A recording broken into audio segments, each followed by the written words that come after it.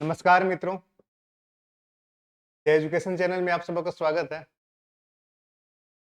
PYQ और MCQ series का जो क्लास था 20,000 प्लस एमसीक्यूज, वो क्लास कंटिन्यू हो रहा है। हिस्ट्री का पोर्शन हम लोग उसमें देख रहे थे और पाषाण काल हम लोगों ने देख लिया था और इंडस वैली सिविलाइजेशन देख लिया था। उसी में हम लोगों ने सारा कुछ देखा था। ब्रोंज एज देखा था, कॉपर एज देखा था, नियोलिथिक भी देखा था। इन सब सारी चीज़ों को हम लोगों ने कंप्लीट किया था, राइट। आज हम लोग डिस्कस करेंगे कौन सा portion, third chapter, right. Third chapter का लेक्चर 1 वैदिक कल्चर के बारे में हम लोग पढ़ेंगे। वैदिक कल्चर में कौन कौन से इंपॉर्टेंट क्वेश्चंस है, क्या कुछ आने की संभावना रहेगा, ठीक है। तो चलिए इस क्लास को हम लोग स्टार्ट करते हैं। हम लोगों ने टारगेट रखा है, तो फर्स्ट लेक्चर में हम लोगों ने सारा अपना डिटेल्स देख लिया था, कैसे कैसे कंप्लीट करना है। हिस्ट्री, पॉलिटी, इकोनॉमिक्स, ज्योग्राफी और साइंस, सारे ट्रेडिशनल पोर्शन जितने हैं सब कंप्लीट करना है। करंट अफेयर्स के क्लास हमारा वीकेंड में होता है। यदि एमसीक्यू क्वेश्चंस को आप देख लें, इसमें संभावित प्रश्न भी हैं और संभावित प्रश्न अलग से भी उसका क्लास रहेगा। पीवाईक्यू तो इसमें है, इतना है, मैक्सिमम पीवाईक्यू लिया गया। Previous year questions UP PCS, state PCS, सारे पीसीएस का लिया गया है जो जो इंपॉर्टेंट क्वेश्चंस है। और बाकी कुछ बचता है तो आप अपने से सेट भी बना लेंगे, काम आएगा। वैदिक कल्चर के बारे में आप लोग जानते हैं, थोड़ा सा मैं ब्रीफ कर दूं। इंडस वैली सिविलाइजेशन, ठीक है, इंडस वैली सिविलाइजेशन जो था, उसके बाद वैदिक कल्चर आया था 1500 बीसी से लेकर के मान के चलिए 600 बीसी के आसपास तक वैदिक कल्चर चलता है। कौन कौन सा?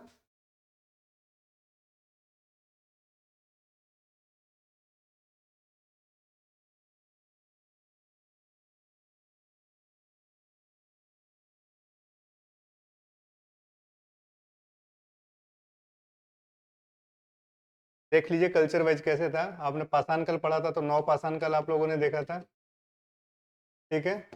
पूरे भारत में 9 पाषाण काल था। उसी में बाद में आपको कुछ भारत में ताम्र पाषाण काल देखने को मिलेगा, ठीक है। ताम्र पाषाण काल के बाद आप लोगों ने क्या देखा था? कांस्य एज देखा था। कांस्य काल, इसको आप सिंधु वैली, सिंधु सभ्यता वाला एरिया देखा था, इंडस वैली सिविलाइजेशन जिसको कहते हैं, राइट, सिंधु सभ्यता। यानी कि आप एक तरीके से मेटल वाइज देख रहे हैं, यहाँ पे स्टोन का यूज हो रहा है, यहाँ पे कॉपर का यूज हो रहा है, यहाँ पे ब्रॉन्ज का यूज हो रहा है, ठीक है। उसके बाद जो थर्ड फोर्थ जो नंबर आएगा मेटल वाइज, वो क्या आएगा? वो एक तरीके से आएगा, या टूल्स वाइज जो भी आप कहेंगे, वो आएगा यहाँ पे आयरन, राइट। आयरन एज कब रहेगा? आयरन एज अब रहेगा वैदिक एज। ऐसे भी डिफ्रेंशिएट होता है कई बार। कालक्रम के हिसाब से आपको पता ही है, नवपाषाण काल 6000 बीसी के आसपास, उसको ताम्रपाषाण पूरे भारत में था। उन्हीं ताम्रपाषाण में कुछ कल्चर कन्वर्ट हुए थे ब्रॉन्ज एज में, ठीक है। तांबा और टीन मिलाकर के जो कांच से बना था वो। और उसके बाद आयरन 1050 ईसा पूर्व में सबसे पहले, कितना, 1050 बीसी में सबसे पहले क्या मिला था? आयरन, ठीक है, लोहा का प्रयोग मिला है। इस तरीके से हम लोग देखते हैं, राइट। तो आज हम लोग चर्चा करेंगे वैदिक एज का, ठीक है। तो वैदिक एज के बारे में ध्यान में रखना है। वैदिक संस्कृति कैसी संस्कृति थी? तो वैदिक संस्कृति जो थी आपका, किस प्रकार की संस्कृति थी? ग्रामीण सभ्यता थी, ठीक है। वैदिक संस्कृति ग्रामीण संस्कृति थी, ग्रामीण संस्कृति थी। कृषि और पशुपालन यहाँ का मुख्य क्या रहेगा? इकोनॉमी रहेगा। कृषि और पशुपालन, उसमें भी अगर टारगेट हो तो पशुपालन का ज्यादा टारगेट है, ठीक है, पशुपालन की अधिकता रहेगी। ये दोनों में भी अगर चॉइस करना हो कि कृषि सबसे अधिकता है, पशुपालन सबसे अधिकता, तो पशुपालन की अधिकता रहेगी, ठीक है। लोग अपना जीवन क्या हो रहे हैं? माइग्रेट होते जा रहे हैं, ठीक है। जहाँ माइग्रेट में रीजन क्या है, देखिए ये सब क्या है, एक बार इस चीज को समझ लीजिए। मिड एशिया में रह रहे हैं, राइट। मिड एशिया से पलायन करेंगे, मिड एशिया से आर्यन लोग पलायन करेंगे। कहाँ करेंगे? हर जगह करेंगे जहाँ जहाँ इनको अपना संभावित संभावना दिखेगा जीविकोपार्जन का। इनके पास क्या है? आर्य लोग यहाँ पे हैं, राइट। इनके पास क्या है? इनके पास घोड़ा है और गाय है, ठीक है। घोड़ा का उपयोग क्या कर रहे हैं? चलने के लिए कर रहे हैं, यातायात के साधन के लिए घोड़ा का उपयोग कर रहे हैं। और गाय को क्या चाहिए? गाय को चारा चाहिए। इसका मतलब जहाँ पे ग्रास वाला एरिया मिलेगा, जहाँ पे इनको चारा मिलेगा, वहाँ माइग्रेट करेंगे, ठीक है।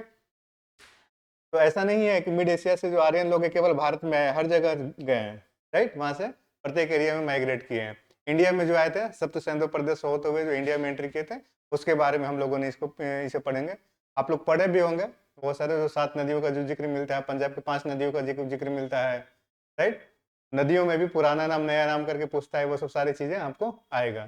तो चूंकि पीवाईक्यू का क्लास है, एमसीक्यू का क्लास है, इसलिए बहुत सारे डिटेल्स में क्वेश्चन आता जाएगा, उसके हिसाब से हम लोग थोड़ा थोड़ा एनालाइज करते जाएंगे, राइट।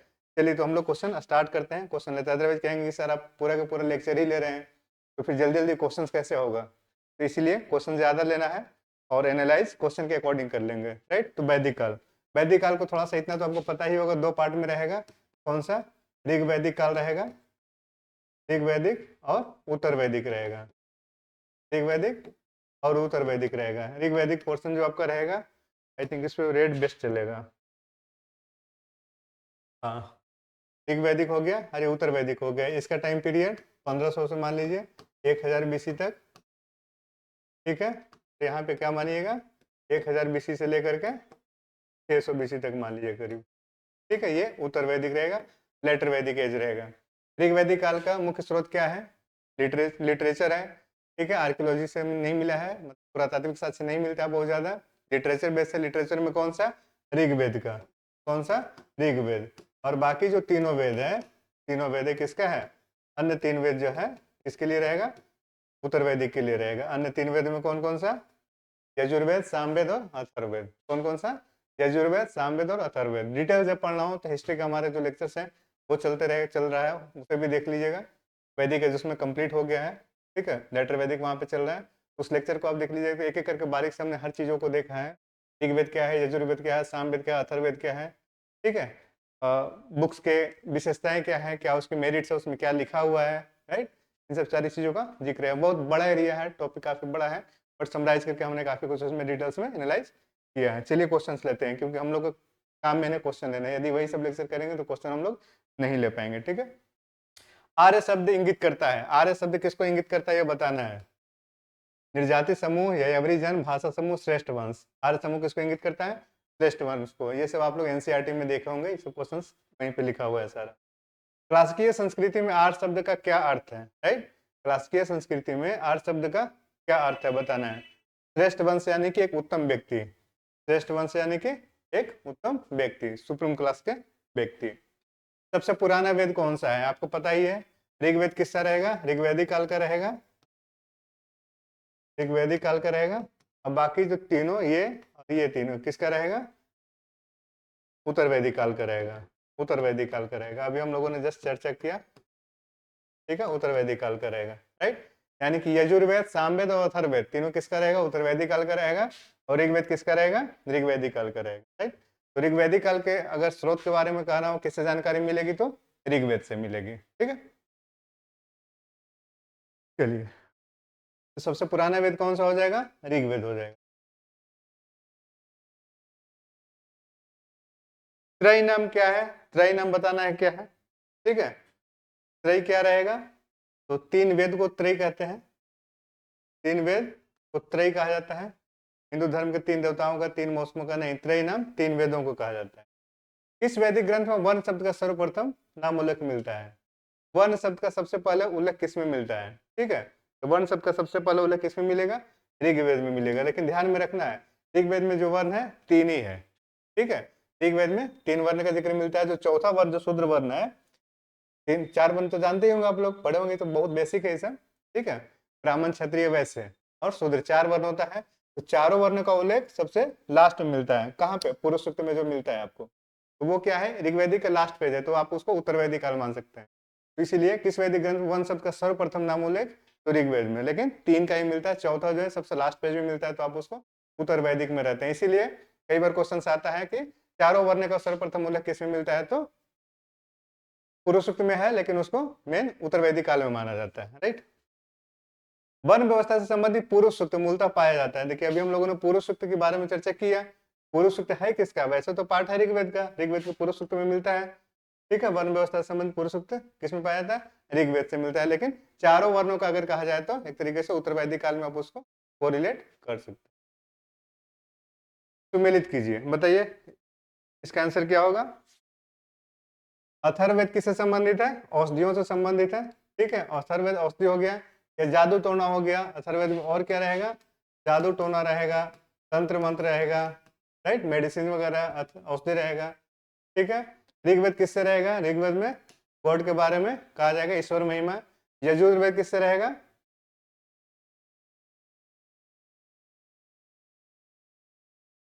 यजुर्वेद किससे रहेगा? यजुर्वेद रहेगा बलिदान विधि और सामवेद रहेगा संगीत से। ठीक है, ये ऑप्शंस को यहाँ कर दीजिएगा ऐसे ए बी सी, तो कट कर दीजिए। राइट, सामवेद किससे रहेगा? सामवेद संगीत से रहेगा। ऐसे भी माना जाता है ना कि संगीत की उत्पत्ति किस वेद से हुई है? सामवेद से हुई है। ठीक है, और ऋग्वेद किससे रहेगा? ऋग्वेद ईश्वर महिमा, यजुर्वेद बलिदान विधि, ये सब सारी चीजें यहीं से सब शुरुआत हुआ है। इन सब चीजों को ध्यान रखिए। तो करेक्ट आंसर क्या हो जाएगा? करेक्ट आंसर इसका ये हो जाएगा 3 1 2 4। चलिए क्वेश्चन नंबर 8, ये भी मैच करने के लिए है, मैच कराइए। तो ऋग्वेद क्या रहेगा? ऋग्वेद स्रोत और प्रार्थना रहेगा। ठीक है, और यजुर्वेद, यजुर्वेद में स्रोत और कर्मकांड रहेगा। सामवेद संगीत में रहेगा, और अथर्ववेद जो है तंत्र मंत्र और वशीकरण रहेगा। ये भी ABCD हो जाएगा, लेकिन इसमें ऑप्शन भी गलत हो गया, A B C, इस टाइप से ए इसका आंसर मानेंगे। पता है रिपीट हुआ है क्वेश्चन, लास्ट क्वेश्चन सेम था। निम्नलिखित चारों वेदों में से किस एक में जादुई माया और वशीकरण का वर्णन है? बता सकते हैं जादू, तंत्र, मंत्र, टोना, ये सब किस में था? अथर्ववेद अभी हम लोगों ने चर्चा किया। ऋग्वेद में कितनी ऋचाएं हैं? बताइए, बहुत आसान सा है। कितनी ऋचाएं हैं ऋग्वेद में? ऋचाएं तो यानी कि मंत्र की संख्या ज्यादा है। ठीक है, मंत्र की संख्या ज्यादा है। तो वैसे 1028 जो आप बात कर रहे हैं, 1028 ऋचाएं नहीं है। 1028 पे आपका जो दिमाग गया है, 1028 ऋचाएं नहीं है। ठीक है, 1028 क्या है? सूक्त है। 1028 सूक्त है। और मंडल कितने हैं? 10 मंडल है। 1028 सूक्त है। ठीक है, लेकिन ऋचाएं अगर पूछे, ऋचाएं यानी कि टोटल 1028 सूक्त में ऋचाएं कितना है, तो कितना आएगा? 10,552 आएगा। तो ये ध्यान में रखना है। बट यदि क्वेश्चन इस टाइप से रहे तो कुछ ना कुछ ऑप्शन करना ही है, तो आप नियर अबाउट कहेंगे। वैसे करेक्ट आंसर इसका ये होगा 10,552, लेकिन दिया नहीं है तो आप इसको मानकर चलिए जो भी ऑप्शन के हिसाब से। अदरवाइज ऋचाएं कुछ और है, इसको सुक्त बोलते हैं। ठीक है, 1028 कितना है? क्या है? सुक्त है ये। ऋग्वेद है किसका संकलन है? ऋग्वेद बताइए। स्रोतों का संकलन है। किसका है? स्रोतों का संकलन है। मैच कराइए इसका। ठीक है, ये सब क्या दिया हुआ है? मैच कराइए, क्या है ये? चलिए, ब्राह्मण है ये सब। क्या है? ब्राह्मण की रचना है। एक सूची, प्रत्येक ग्रंथ के अपने ब्राह्मण होते हैं, ध्यान रखना है। जैसे ऋग्वेद का है ऐत्रेय कौशिक की, ऐत्रेय कौशिक की किसका है? ऋग्वेद का है। ठीक है, अथर्ववेद का क्या है? गोपथ ब्राह्मण है। तो हर वेद है उस वेद के साथ ब्राह्मण जुड़ा हुआ है, तो उसी को मैच कराना है। राइट, तो ऋग्वेद का अभी हम लोगों ने चर्चा किया, ऐत्रेय और कौशिक की। ऐत्रेय प्लस कौशिक की किसका है? ये ऋग्वेद का है, ध्यान में रखना है। उसके बाद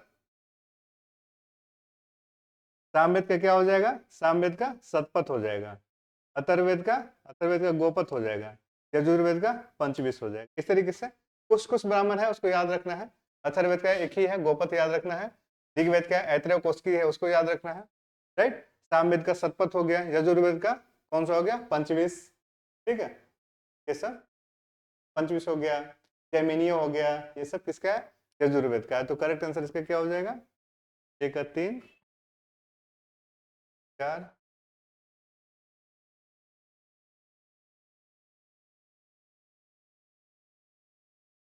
बी का 4 होगा।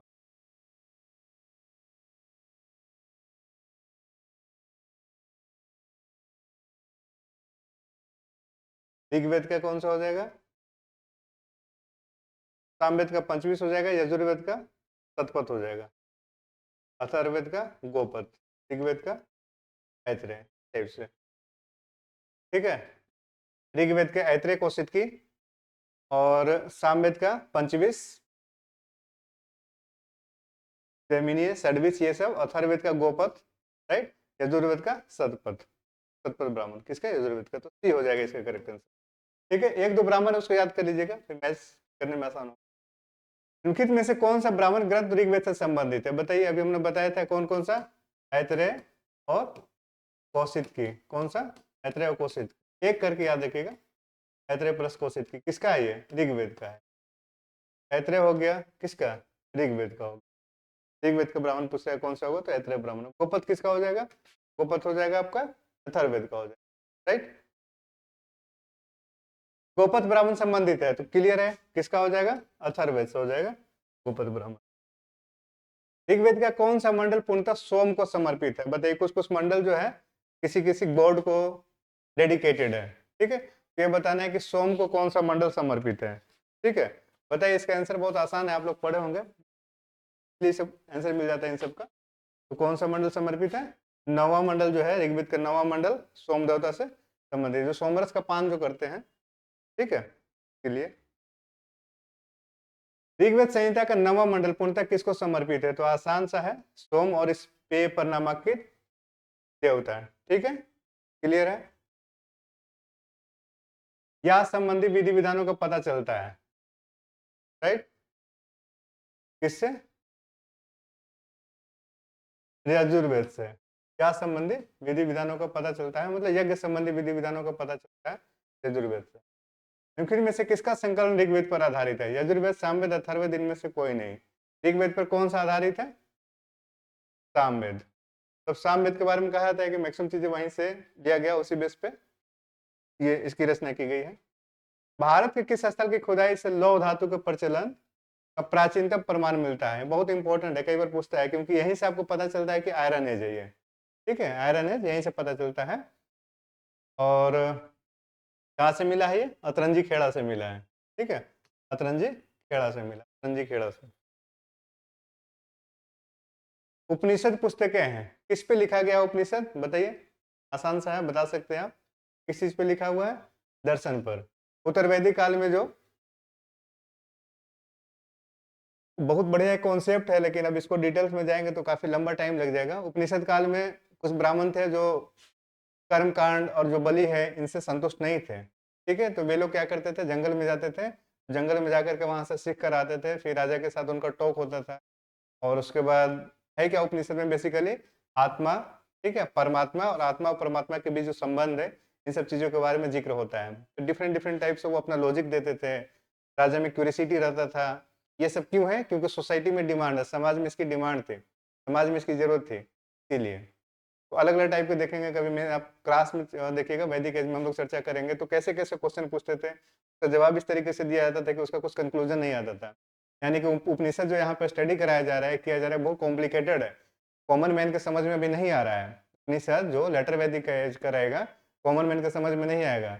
108 उपनिषद की हालांकि रचना किया गया था, लेकिन समझ नहीं आएगा। इसी उपनिषद को बाद में सिंप्लीफाई करेंगे कौन? शंकर जब आएंगे 9वीं सदी में, तो वो बताएंगे, वहां पर उपनिषद थोड़ा लोगों को समझ में आता है। तो इन सब चीजों है, उपनिषद की जरूरत क्यों पड़ी थी? क्योंकि उसमें बौद्ध और जैन ग्रंथ की रचना हुई थी, बौद्ध और जैन संप्रदाय आया था, तो उसको डिफेंड करने के लिए ब्राह्मणों ने अपने आप को क्या किया था?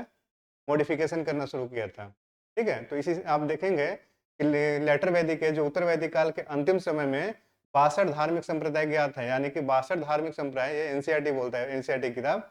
62 धार्मिक संप्रदाय का मतलब क्या है कि समाज में कहीं ना कहीं जो एक परंपरा चली आ रही है, जो एक सिस्टम है, उससे लोग नाखुश है। तो नाखुश है तो ब्राह्मण धर्म के अगेंस्ट में तो सारे ये सब आए थे, कौन से?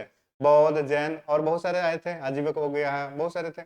लेकिन ब्राह्मण धर्म भी अपने आप में अमेंड करके क्या लाया था? उपनिषद की रचना की, ठीक है। ये बहुत अच्छा है, इतिहास तो खैर इतना अच्छा है, पढ़ेंगे तो हर किसी को हिस्ट्री पढ़ना चाहिए, तो इस तरीके से। लेकिन कॉन्सेप्ट यहाँ पे सारा कैसे जिक्र करें? बताइए, हमें क्वेश्चंस भी तो लेने हैं, ये तो पीवाई की सीरीज है ना, एमसीक्यू सीरीज है। तो वही उपनिषद पुस्तक किससे रहेगा?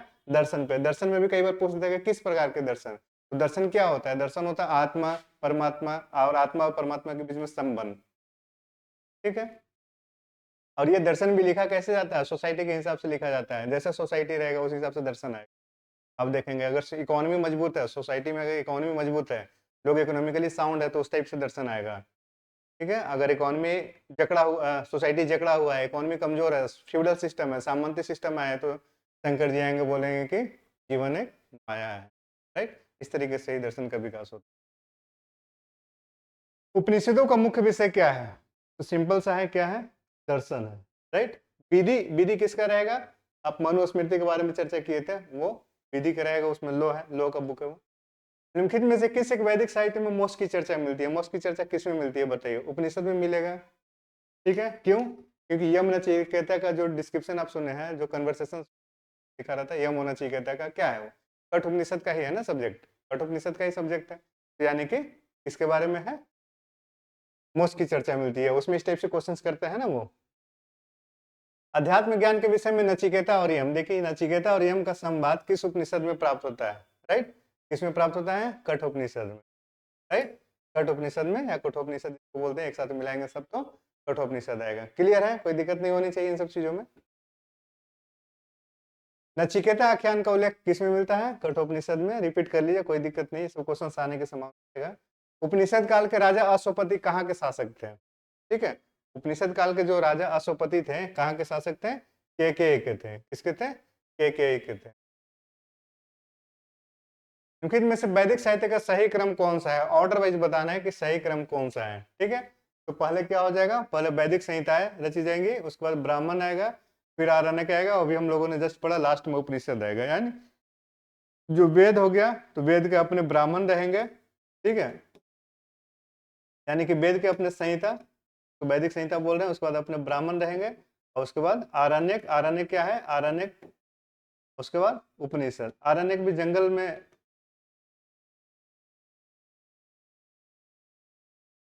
आरण्यक मतलब क्या हुआ कि लोग जंगल में जाकर वहां सीखा करते थे, अरण्य, अरण्य यानी जंगल होता है ना, तो वो भी अरण्यक यानी कि एक्सप्लेन करने के लिए है। तो ऑर्डर वाइज क्या हो गया, वैदिक संहिता है, ब्राह्मण, आरण्यक और उपनिषद, इसका करेक्ट ऑर्डर हुआ। उपनिषद सबसे लास्ट में रखिएगा, क्योंकि उपनिषद जो है, वैसे तो बहुत सारे इसमें ऑर्डर वाइज भी लेटर वैदिक है, लेकिन उपनिषद तो बिल्कुल ही उत्तर वैदिक काल के अंतिम काल का है। आरंभिक वैदिक साहित्य में सर्वाधिक वर्णित नदी है, कई बार ऐसा पूछता है, ठीक है, कि सबसे अधिक किस नदी का जिक्र मिला है, तो किसका मिला है, सिंधु नदी का, राइट, सिंधु नदी का। और सरस्वती का भी जिक्र है, सतुद्री यानी कि सतलज हो गया, सतलज हो गया, गंगा का भी जिक्र है, सरस्वती का भी जिक्र है, एक बार, 3 बार, ये सब सारे पूछता है, राइट। इंद्र का जिक्र कितने बार है, अग्नि का कितने बार, ये सब कई बार क्वेश्चंस आते हैं। वैदिक नदी अस्कनी, अस्कनी तो पता ही होगा किसका होगा, चेनाब का, ठीक है, राइट। वैदिक नदी अस्कनी की पहचान किससे हुआ है, अस्कनी का किससे हो जाएगा, चेनाब से हो जाएगा, ठीक है। झेलम को क्या बोलेंगे, वितस्ता बोलेंगे, झेलम वितस्ता हो गया। व्यास जो है विपाशा हो गया, राइट। चलिए, चेनाब यानी अस्किनी नदी। रावी को क्या बोलेंगे, परुष्णी बोलेंगे, रावी परुष्णी। तो मैंने बोला है कि थोड़ा सा पुरानी नदियां और नई नदियों के बीच में देख लीजिए किसको किसको क्या क्या बोलते हैं, क्वेश्चन से सब आता है, मैच कराने के लिए खास करके ये सब क्वेश्चन आ सकता है, राइट। ऋग्वेद में निम्नलिखित किन नदियों का उल्लेख अफगानिस्तान के साथ आर्यों आर्यों के संबंध का सूचक है, इसका आंसर बताइए क्या होगा। यानी कि अफगानिस्तान की नदी कौन कौन से हैं, कुभाव, क्रुमू, ठीक है, कुभाव, कुमू अफगानिस्तान की नदी। परुस्नी तो क्या हो गया, रावी हो गया, कनी आपका क्या हो गया, चेनाब हो गया, तो तुदरी आपका क्या हो गया, सतलज हो गया, और विपाशा आपका क्या हो गया, ब्यास हो गया, राइट। रिपीट कर दिया हूं मैं, देख लीजिएगा, आसान है सब, ज्यादा टफ। वैदिक नदी कुबा का स्थान कहाँ निर्धारित होना चाहिए, अब बताइए कहाँ होना चाहिए, अफगानिस्तान का है, कुबा, कुमू, कुमू को कुर्रम भी बोलते हैं, कुबा, कुर्मू, मैच कराइए, ठीक है, कुमा नहीं है, कुबा मान लीजिए इसको, है ना। आधुनिक नाम बताइए, परुष्णी, रावी हो गया, सदानीरा, गंडक हो गया, तोतुद्री, सतलज हो गया, कुबा, काबुल हो गया, काबुल की नदी है ना, ABCD मैच करा ली, ए का दूसरा, बी का तीसरा, सी का चौथा,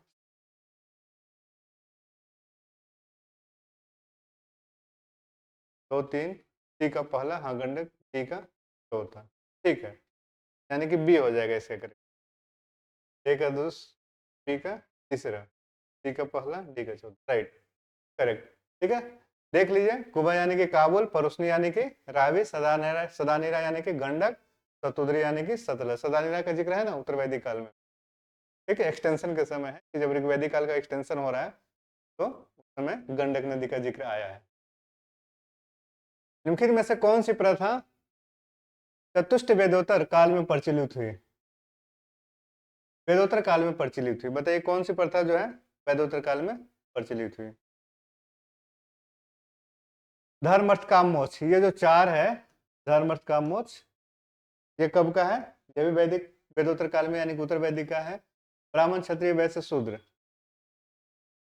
ब्रह्मचर्य गृहस्थ आश्रम वानप्रस्थ और संन्यास, ये भी क्या है? उसी समय का है, यानी कि दो हो सकता है, ए एंड सी दोनों इसका हो सकता है। ब्राह्मण क्षत्रिय वैश्य शूद्र, शूद्र को भी एक तरीके से बाद में माना जाता है, ठीक है। तो वेदोत्तर कह रहा है यानी कि वेद यानी कि उत्तर वैदिक काल के बाद का है, इस तरीके से ध्यान में रखना। तो ये जो आश्रम की चर्चा है, ब्रह्मचर्य गृहस्थ वानप्रस्थ, ये तो बिल्कुल सही है, वेद के बाद के काल का है। और ये धर्म अर्थ काम मोक्ष भी ये आएगा। केवल अगर उत्तर वैदिक की चर्चा करेगा तो ये होगा, राइट। तो करेक्ट आंसर इसका ए भी हो जाएगा, सी भी हो जाएगा, तो दोनों में से कोई भी हो सकता है। वेदोत्तर काल है ना, उत्तर वैदिक नहीं, वेदोत्तर यानी कि वेद के बाद। चलिए क्वेश्चन नंबर 33 बताइए, थोड़ा कॉन्सेप्चुअल क्वेश्चन है, बताइए इसका आंसर क्या होगा। धर्म तथा रीत भारत की प्राचीन वैदिक सभ्यता के केंद्रीय विचार को चित्रित करते हैं। इस संदर्भ में निम्नलिखित कथनों पर विचार कीजिए। धर्म व्यक्ति के दायित्वों स्वयं तथा दूसरों के प्रति व्यक्तिगत कर्तव्य की संकल्पना थी। बिल्कुल सही बात है, धर्म का मतलब एक कर्तव्य ही है, ठीक है। धर्म यानी कि व्यक्तिगत कर्तव्य, क्या आपका कर्तव्य बनता है, राइट। ये धर्म की तुलना आप संविधान का प्रस्तावना में पंथ निरपेक्षता है उससे भी कर सकते हैं कि वहां का पंथ निरपेक्षता धर्म निरपेक्षता से अलग कैसे है भारत के संदर्भ में, राइट।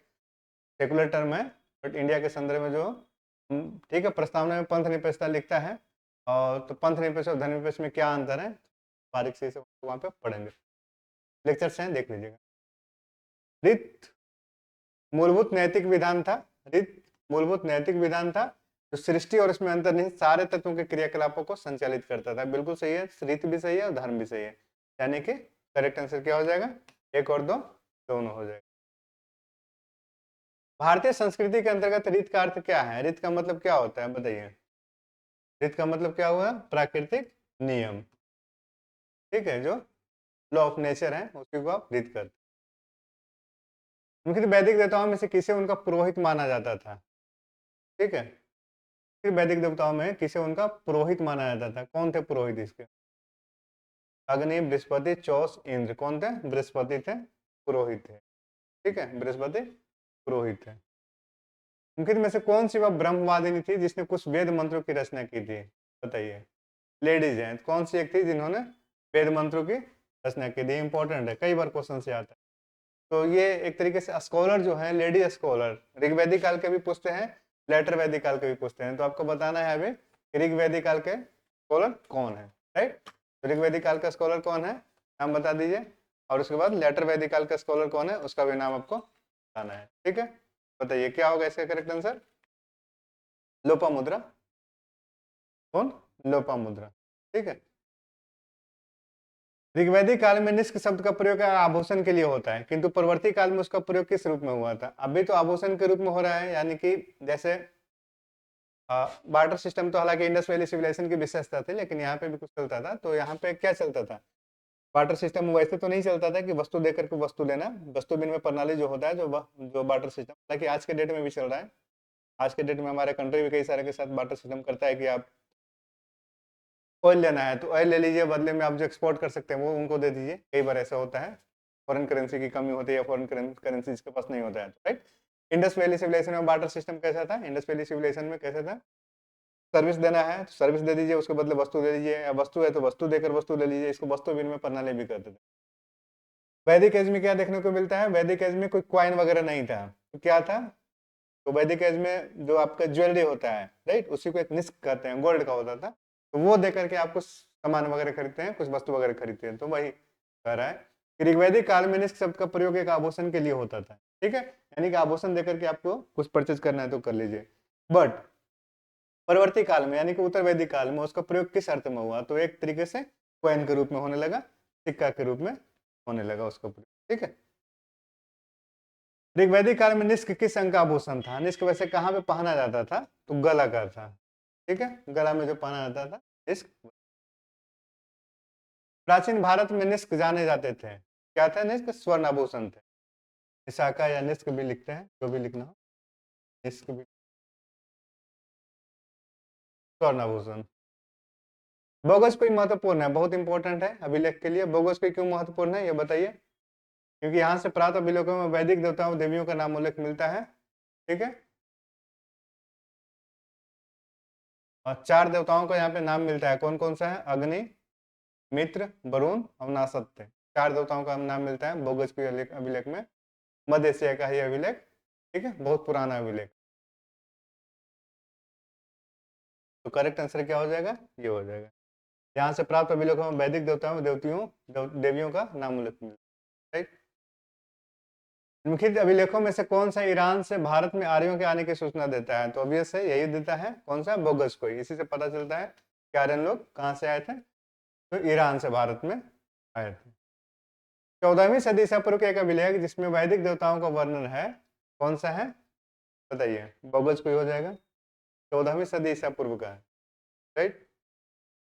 निम्नलिखित में से किसने आर्यों के, अभी तक देखिए, अभी तक जो आप रिसोर्सेज पढ़ रहे हैं तो क्या पढ़ रहे हैं? लिटरेचर के बारे में पढ़ रहे हैं। सोर्स ऑफ स्टडी क्या है? लिटरेचर है। ऋग्वेद, उत्तरवैदिक काल में बाकी जो वेद हैं वो सब पढ़ रहे हैं ना, ऋग्वेद, यजुर्वेद, सामवेद, अथर्ववेद। लेकिन अभी जिसका हमने चर्चा किया, बोगस को एक अभिलेख है, इंस्क्रिप्शन है। इंस्क्रिप्शन की शुरुआत एक तरीके से कब होगा? अशोक के समय में होगा। अशोक ने अपने लिए अपना जो प्रचार प्रसार कर रहे हैं, अपनी चीज़ों को, जो स्टेट के लैंग्वेज, स्टेट की चीज़ों को, स्टेट के पॉलिसी को जो एक्सप्रेस कर रहे हैं, उन्हें बेसिस ऑफ इंस्क्रिप्शन कर रहे हैं, अभिलेख के माध्यम से कर रहे हैं, तो वहां पे दिखेगा। बट यहाँ पे एक बोगस कोई आया है तो इसीलिए इंपॉर्टेंट होता है, इसीलिए प्रत्येक एग्जाम में से क्वेश्चन इंपॉर्टेंट। निम्नलिखित में से किसने आर्यों के आदि देश के बारे में लिखा था? बताइए। लिखे थे, कौन लिखे थे इसके बारे में बताइए? बहुत फेमस थे, बाल गंगाधर तिलक लिखे। बाल गंगाधर तिलक लिखे। आर्किटिक करके इनका एक बुक है। जिस ग्रंथ में पुरुष में का उल्लेख हुआ है उस ग्रंथ का नाम बताइए। किस ग्रंथ में पुरुष में का उल्लेख हुआ है? तो पुरुष में का उल्लेख कई सारे ग्रंथ में हुआ है। कृष्ण में भी हुआ है, शुक्ल में भी हुआ, शतपथ में भी हुआ है। कृष्ण, शुक्ल, शतपथ में भी हो रहा है, ठीक है। तो वैसे आप मार सकते हैं शतपथ, लेकिन कई में भी है। तीनों इसका आंसर हो सकता है। कृष्ण यजुर्वेद, क्योंकि यजुर्वेद का ही पार्ट है कृष्ण और शुक्ल, तो कृष्ण शुक्ल यजुर्वेद में भी हुआ है, और शतपथ ब्राह्मण में भी। शतपथ ब्राह्मण में लिखित राजा विदेह माधव से संबंधित था, ठीक है। राजा विदेह माधव से संबंधित ऋषि थे, कौन थे बताइए? कहानी भी है शतपथ ब्राह्मण के है, तो कौन से थे? ऋषि गौतम राहुगल थे। ऋषि गौतम राहुगल थे। विदेह माधव की कहानी पढ़े हैं ना, सुनने में होंगे कि अग्नि जलाया जा रहा है, उस टाइप से आप पढ़े होंगे, लेटर वैदिक एज के लिए है वो। उत्तर वैदिक काल में निम्नलिखित में से किनको आर्य संस्कृति का धूर समझा जाता था? आर्य संस्कृति का धूर कौन से थे? लेटर वैदिक में कुरु और पांचाल थे आर्य संस्कृति के धूर थे, कुरु और पांचाल। गोत्र शब्द का प्रयोग सर्वप्रथम हुआ था, कहाँ हुआ था? गोत्र शब्द का प्रयोग सबसे पहले ऋग्वेद में हुआ था, ठीक है। गोत्र यानी कि एक स्थान जहाँ पे गायों को रखना है, वहां से गोत्र के कॉन्सेप्ट आया था। आप हिस्ट्री में पढ़िएगा, डिटेल्स क्लास में हम लोग जिक्र किया है इसका को। पूर्व वैदिक आर्यों का धर्म प्रमुखता था। धर्म क्या था इनके आर्यों का? धर्म इनका रहेगा प्रकृति पूजा और यज्ञ। क्या? प्रकृति पूजा और यज्ञ रहेगा, यानी कि नेचर को डायरेक्ट वर्शिप कर रहे हैं। धार्मिक स्थिति जो है ऋग्वैदिक और उत्तर वैदिक काल का हम लोगों ने देखा है, और इंडस वैली सिविलाइजेशन से हम लोगों ने कंपेयर भी कराया है हिस्ट्री के क्लास में, हिस्ट्री के लेक्चर्स में। तो डायरेक्ट अपना गॉड को पूज रहे हैं, जो नेचर के गॉड है उनको डायरेक्ट पूज रहे हैं, ठीक है। और यज्ञ इनका मुख्य है, यज्ञ से ये गॉड को सेटिस्फाई करने की कोशिश करेंगे यज्ञ के थ्रू, ठीक है।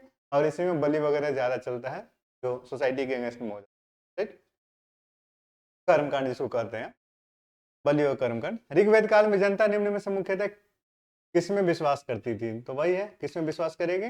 मूर्ति पूजा, एकेश्वरवाद, देवी पूजा, बलि और कर्मकांड। तो सबसे ज्यादा क्या था यहाँ पे?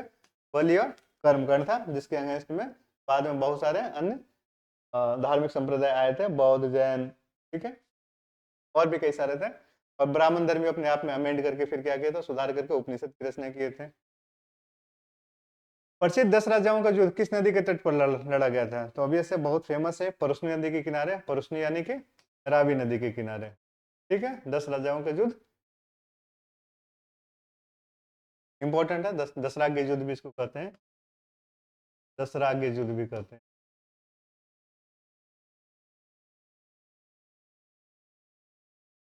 ये हमारे लेक्चर 1 था वैदिक एज का।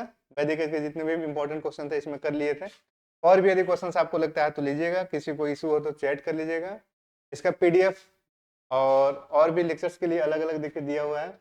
वो ज़्यादा लेक्चर्स यदि देखना है और भी मतलब जितने भी द एजुकेशन चैनल के सारे लेक्चर देखना है तो यूट्यूब को कर सकते हैं। तो बार टेलीग्राम लिंक है, यहाँ पे आपको जो क्लास हो रहे हैं इस क्लास का पीडीएफ सारे टेलीग्राम लिंक पे आ जाता है, तो एक बार टेलीग्राम ज्वाइन करके वहाँ फैसिलिटी को एंजॉय कर सकते हैं। देन आफ्टर फेसबुक पेज है, यहाँ पे बहुत सारे क्वेश्चंस आते रहते हैं, जितने लेक्चर्स होते हैं वहाँ पे भी जाता है।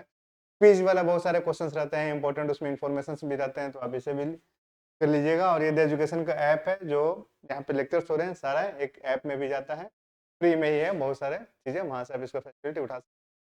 तो आज की क्लास के लिए इतना ही था। Thank you so much.